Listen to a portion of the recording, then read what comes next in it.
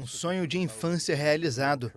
O atacante Erling Haaland, uma das sensações da última temporada, foi apresentado nesta segunda-feira pelo Manchester City da Inglaterra. Com 21 anos, o norueguês é uma das maiores promessas do futebol europeu e um dos grandes jogadores da geração. I was born in England.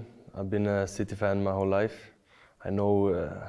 Nasci na Inglaterra, fui torcedor do City a minha vida inteira, conheço muito do clube. Acho que no final são duas coisas, me sinto em casa aqui e acho que posso desenvolver o melhor do meu futebol aqui no City. Also, I think I can develop and get the best out of my game in City. Haaland estava no Borussia Dortmund da Alemanha, onde marcou impressionantes 85 gols em 88 jogos. O Manchester City é um dos mais vitoriosos clubes nos últimos anos, com seguidas conquistas do campeonato inglês, mas sem ter conquistado ainda o tão sonhado e inédito título da Liga dos Campeões da Europa.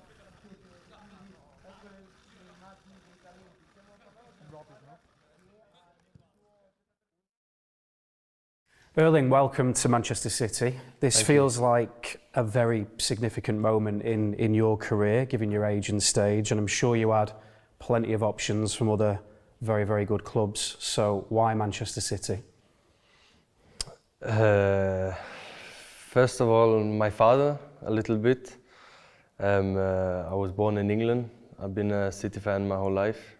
I know a lot about the club. I think in the end, two things. I feel a bit home here, and also I think I can develop and get the best out of my game in City. So you probably watched plenty of our games this season and in previous seasons. What do you think of our style of play, and do you think we're a good fit for you? Yeah, of course. If not, I wouldn't come here. Yeah, it's. I like the style. I like the attacking football. I like the kind of positive vibe we have when City play football. This is what I like a lot. Yeah, I think it's a really good fit.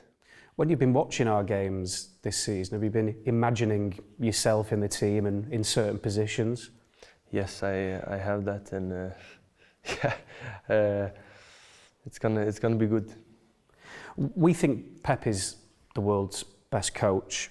Your goal record suggests that you're the world's best young striker. Does that feel like a perfect match, you and the manager? Yeah, as I said, I think I can develop a lot under Pep and in this club. So I think I can get better on a lot of things, and hopefully I can score a lot of goals. Have you managed to speak to Pep yet, and what's he said to you? What's he looking for from you this season? Yeah, I've spoken a little bit with him, and we both look forward to work together. You've got this remarkable goal-scoring record. You've scored 135 goals in 183 professional matches. Youngest player ever to hit 50 Bundesliga goals. What do you put that down to? Is it mentality, positional strength, physicality? What is it? Yeah, I think it's a good mix between a lot of things. I think, first of all, it's my joy to play football, to try to enjoy every single moment, and when I enjoy, I win football games and I score goals. Yeah, I always want to have fun, and yeah, I think it's a good mix between a lot of things. You seem to like the big stage as well, because your Champions League record is also phenomenal. You reached 20 goals in that competition in just 14 games, which is a record. Why is that? What is it about that competition and those big nights that make you come alive? Yeah, I always liked Champions League, so that's a bit why. It's a bit more special in my eyes, and yeah, I like it. Is it true that the Champions League anthem was your ringtone for a while? Yeah, it still is. So you've been to the Etihad, of course, before. You played with Dortmund in 2021, and there was a video of you and Jude Bellingham walking out onto the pitch, and you just turned to Jude and said it's beautiful. I mean, what was your experience of playing at the Etihad like? Yeah, first of all, I've been there a couple of times before watching games, and Yeah, I like it. It's beautiful. I like the color, and also I played there, big, huge stadium, and I'm looking forward to play there. We saw after that game as well, you were talking to Phil Foden. Again, Phil is a player that we rate very highly. We think he could possibly go on to be the club's greatest ever player. I mean, have you watched much of him, and what's your assessment of him as a footballer? Yeah, as I said, I've been watching a lot of City games for the last, as long as I can remember. So of course, then I also watched Phil, and he's amazing player. Still talent because he's still young, yeah, but he's an amazing player, and he still has to develop, and then he can. Then we can really talk. What about Riyad Mahrez? Because I believe you bumped into him last summer. Did he say some good things about City? Yeah, he told me to come to City, so he was right about that. He said some good things about the club. And your dad, of course, captained City at the turn of the millennium. You mentioned briefly before, but what kind of role has he played in selling the club to you and helping you make this decision? Yeah, of course.